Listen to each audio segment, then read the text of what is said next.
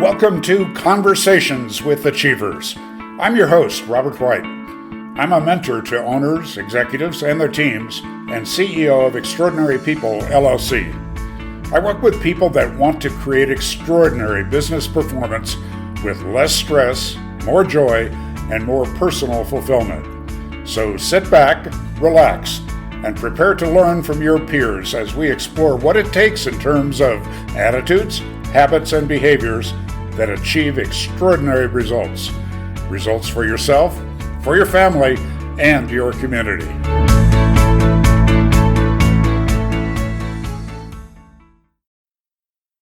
Hello, Robert White here, and welcome to Conversations with Achievers. It's a delight to have you all with us, and I'm excited about today getting to know another entrepreneur and CEO. Nicole Grinnell is with us, and Nicole, why don't you introduce yourself and tell us a little bit about how you got to Bosun and a little bit about what Bosun does. Yeah, well, thank you so much for having me today, Robert.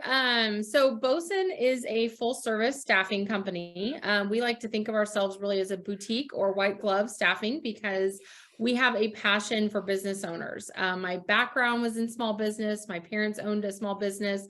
I transferred those skills into corporate life. And so I have a unique idea of the burden and responsibilities that bringing in team members takes. And so we've translated that now to what Bosun does, which is able to staff at every level and every stage of business. So we've been in business for 6 years now, based out of Atlanta, but serve coast to coast, and just love our business owner clients and learning from them.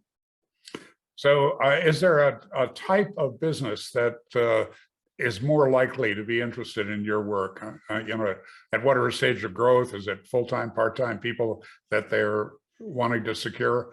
Hiring today just seems to be a big challenge for many people, including many of my listeners. Absolutely. So that's a great question. So what makes us a little unique is that we're able to staff really every industry and at every level. So we have our first line of service, which is really kind of that remote fractional. Some people may have heard of like a virtual assistant. We're beyond that in that we do operational bookkeeping, marketing tasks as opposed to just assistant. And then we can serve as an outsourced recruiter for that small to medium size that maybe doesn't have an HR or recruiting department. We do flat fee recruiting, which is a huge cost savings, but really allows that business owner to still have effective recruiting for their company. And we do all the way up to the white glove, direct VP, C-level recruiting and headhunting as well. So every stage, every industry, we are able to bring the right talent. Well, you mentioned that you've been an entrepreneur and in an entrepreneurial family. How'd you get started in staffing? What attracted you to that field? Yeah, so my corporate life was really as an executive assistant. So I was always kind of dabbling in operational HR, really could understand the financial burden that employees have, as well as my background. It was a unique seat at the table in that I was kind of hearing the complaints of employees that my parents had and things that they were desiring and wanting, and also sitting at the dinner table, understanding the burden that was put on that business owner. So all of that kind of, accumulated to where I am now of understanding that, a line I like to say a lot is that labor should be tied to revenue. So a lot of business owners think, well, it has to be this or that. And really there should be an option to be able to delegate as those needs are happening, whether it's either overflow or that first time hire. So I wanted to design a business that allowed any business owner at any stage to come to us and say, this is what I need help with, and us have a model that allowed us to provide that to them. I do not have an MBA, but I work with a lot of clients that do have that certification. And I've also done some research on kind of what works and doesn't work. What you just shared would be a valuable part of an MBA program that, to my knowledge, is missing from all of them. Yeah, and I mean, I can't claim those level of education either. It really is kind of just street smarts of seeing, and that's how we actually came to be. When I started the company, I thought, well, I'll be a virtual assistant. And within 2 weeks, I had more hours than I could possibly bring in. And that's when it really dawned on me. It was that light bulb moment of, oh, this is a need. And there are a lot of business owners, whether they're just starting out or they're at that stage where they're not quite ready for that next full-time hire, but there is work that needs to be done. And these business owners are drowning trying to complete everything, or they're overloading their staff in it. So we feel like we hit a unique space in the market, and given my background, have the ability to scale and provide that. Got it. You know, I many of my listeners know this, but I've spent 23 years of my working life living abroad in Japan, Hong Kong, and China. And a Japanese saying that I like is my way to ease into potentially an uncomfortable subject for you, but one that might really benefit our listeners. The Japanese expression is that you want people around you who would open the kimono, you know, the traditional Japanese dress. Yeah. And that is to share something and that maybe is not so easy to share. And so I like to ask, in your journey along the way, have you run into some potholes? Have you had some things that really didn't work well? And how did you handle that? Those are great questions.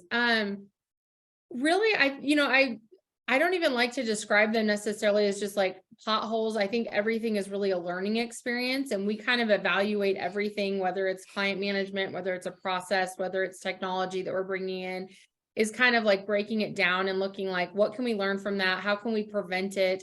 And what could we have done better?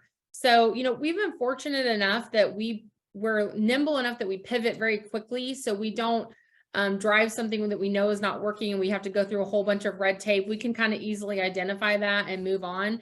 But taking those steps after every reset or recourse to really analyze that, it has protected us from future pitfalls, I would say. But yeah, I mean, of course, there's times you think I could have handled a situation better with a client, or we could have identified things that we needed to recruited better for. I mean, we could have had harder conversations. I mean, there's multiple things, but fortunate, knock on wood, we haven't had too many things that are huge pitfalls that diverted us. But we do try to learn from every experience as a team. Well, I think it's certainly possible that growing up in an entrepreneurial household might have helped form that attitude for you, which is a very healthy one. I assure you it is less commonly held than you might wish or think. The temptation to be a victim, to fall into a sad space is a very big temptation for many business owners. And my statement when I'm working with the client is you need to get your power back. And the way you get your power back is by taking responsibility. And what could we learn from this? What did we do to create it, which is really a difficult one for many business owners. And what could we do now to learn something from it, make sure it only happens once? That's an interesting question for business people. Taking ego out of life actually makes your life a lot easier. You're able to learn quicker. You're able to humble yourself quicker. You're able to be a better leader.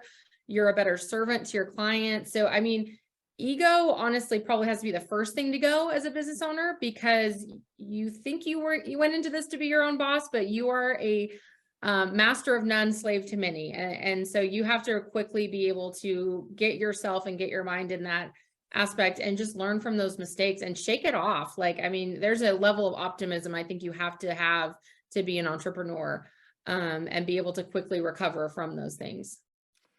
I'm on guard for jargon and try to eliminate it from my life and confront other people when they use it when I think it's inappropriate. But one of the words, and you used it earlier, that I think has come into common parlance in business conversations today is pivot, that ability to pivot. And I think it's just such an incredibly powerful tool for the leader's toolbox. And if you look at sports, and I'm not like this huge sports fan, but I've played basketball, I've played baseball, I've played a little bit of football. And if you look at the people that are really good in those sports or tennis, they all have a tremendous ability to pivot physically. It's part of their physical skill set. And in business, that ability to look at something and say, hey, this is not working. We need to shift. We need to pivot. We need to look at things in a new way. I wanted to ask you about one thing, just going from a bit of time on your website. You appear to be an all-female company. Is that accurate? Yeah, it is. We do have a few team members that service our clients. I think we're up to 2 men right now. We don't discriminate from them. We love guys around here. But yeah, internally we are all women run. Well, you know, my company in Asia became the largest training company in Asia, and it was 80% female because we needed people that could handle relationships, and women generally are better. The other reason was cultural, in that most men want to be able to go and tell their parents, and then the parents tell the neighbors and the relatives that they're working for a big Japanese company. And we were definitely not a big recognizable Japanese company. So we found out there was this incredible population of talented women who were only being hired to serve tea and run errands and answer the phone.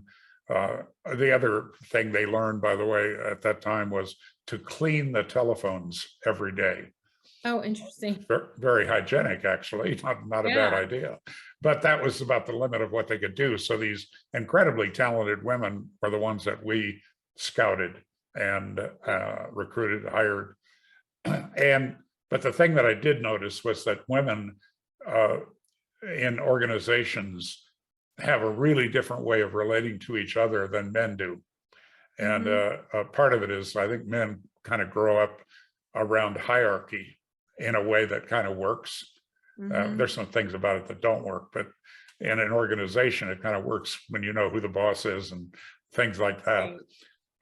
Where women in that need to always be in relationship tend to sometimes get a little bit petty and personal in a way that doesn't work for organizations. I'm guessing just by your energy and spirit that's been handled in Bosun.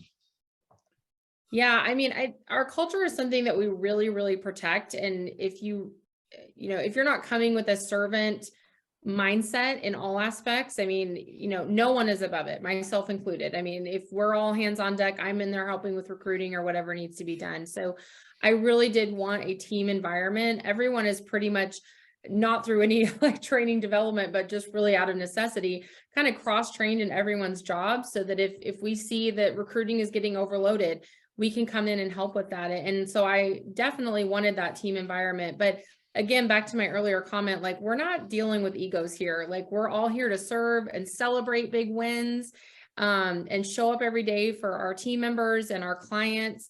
And that's just an attitude that we're not going to compromise on, because it can go south on you very quick. And obviously, being an executive assistant in my former days, I can see where that can go with women, and I've experienced it myself, and it's just not who I am personally, and certainly not how I want my company to be represented.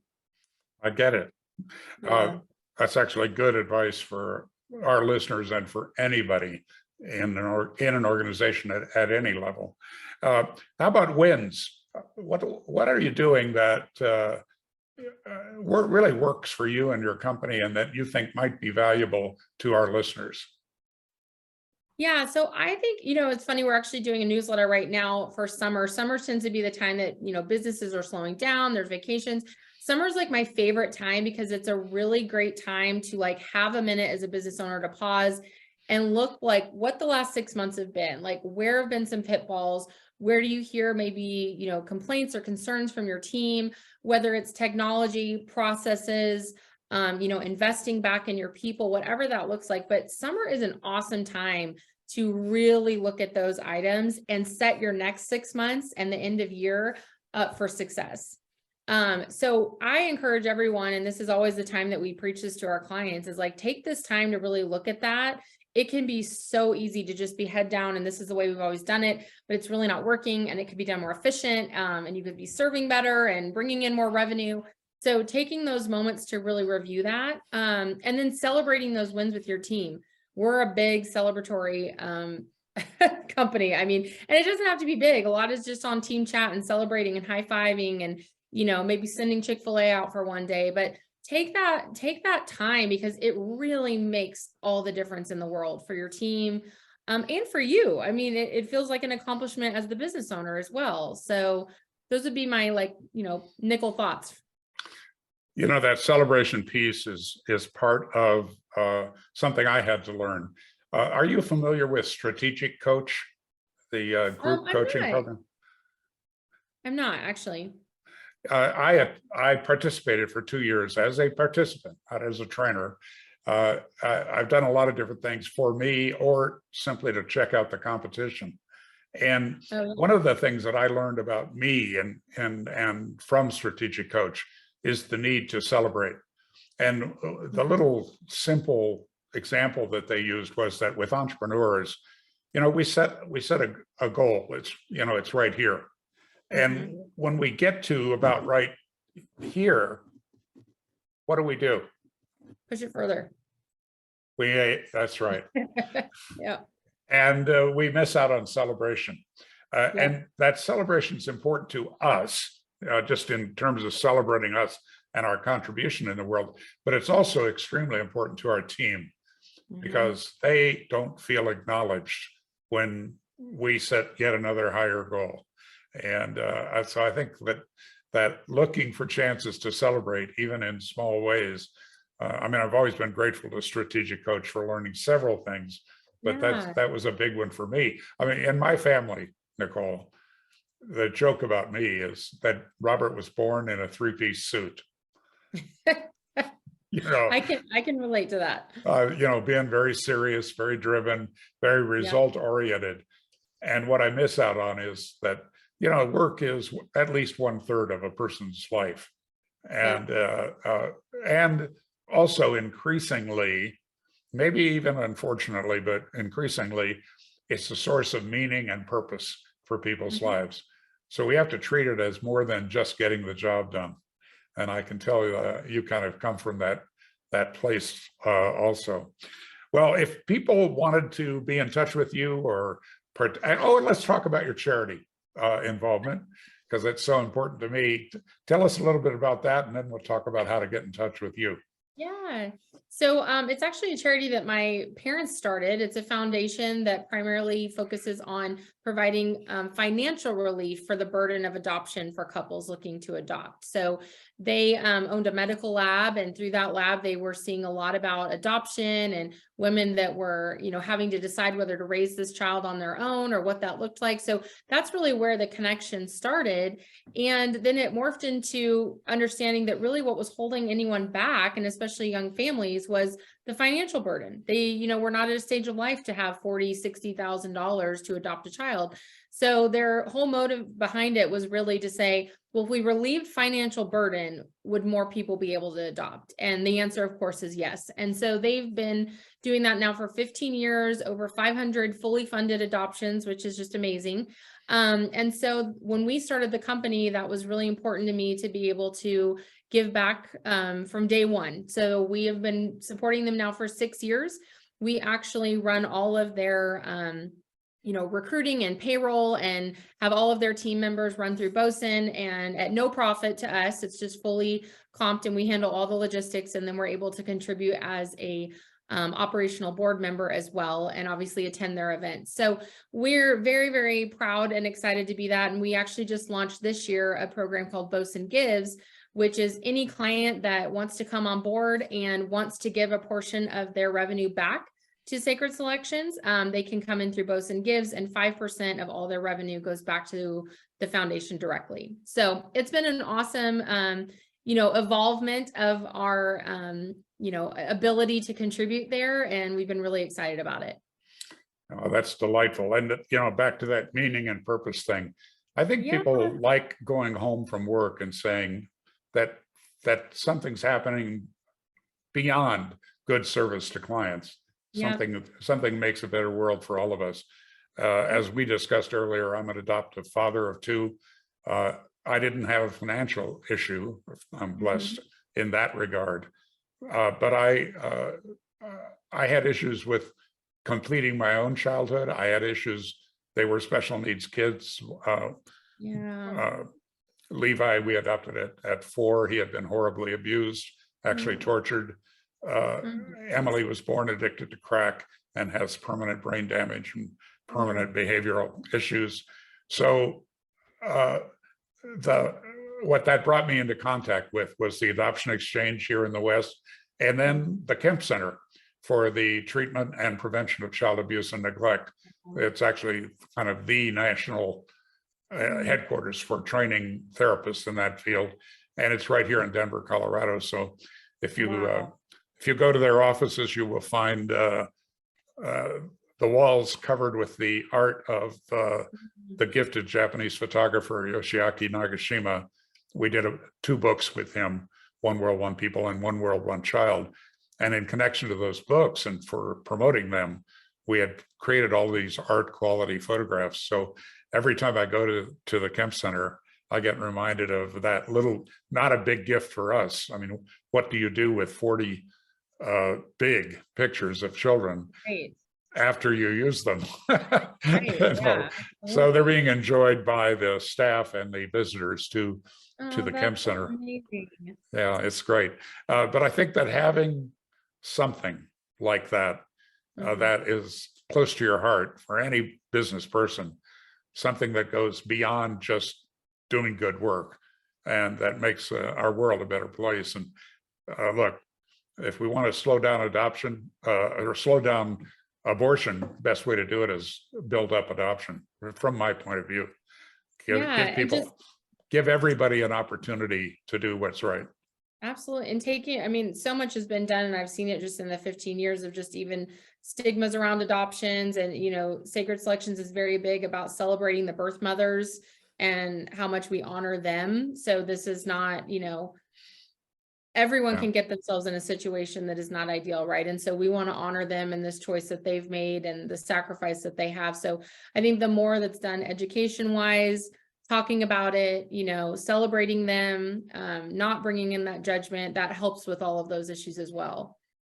And cash is a great glue and enabler to oil the machinery of adoption. And I think it's wonderful. Please pass along my congratulations and appreciation to your parents. I will, for sure. And as the Aussies say, good on you, mate. I love all the cultural references. I feel like really lame over here with just all my U.S. travel. Well, if someone wants to get in touch with you, either about supporting the foundation or talking with you about staffing issues, what's the best way for them to contact you? Yeah, the easiest way actually to see about either of those is to go to our website, which is just bosunsolutions.com. It's BOSUN solutions.com. And you can reach out on there. You can also learn more about Sacred Selections through the Bosun Gives link. So it's a great resource.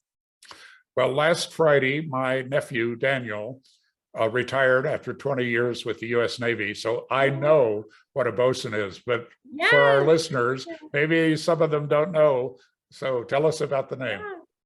So we actually rebranded about 4 years ago. And when they were talking about what do we do, we kept coming back to, we support the business owner, we bring in their crew, we're helping with their technology.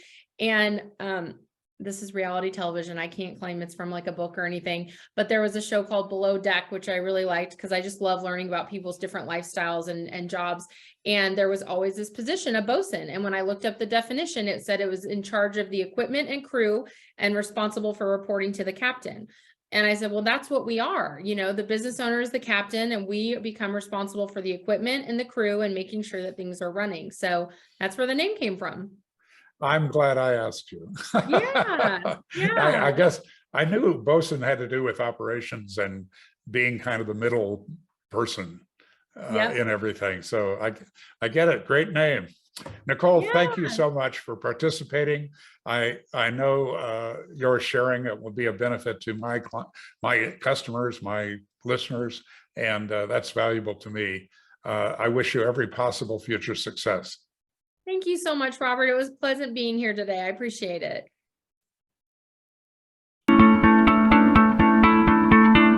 Thanks so much for joining us for Conversations with Achievers. If you or someone you know would make a good guest for this weekly show, the details are at therobertwhite.com and click on podcasts. I'm looking for businessmen and women with a story to tell, stories that might benefit other owners and executives. If you got some value from this program, I'd really appreciate you sharing about it on social media and just mention www.therobertwhite.com. Of course, subscribing means you won't miss a show, and rating the podcast positively will leave Robert smiling. I'm building a movement here for leaders who want to succeed in business, succeed with their families, have fun, and contribute toward making the world a better place. It's special to me that you chose to listen. I look forward to connecting again next week. Remember, reach out to me anytime with any questions or concerns at therobertwhite.com. Bye for now.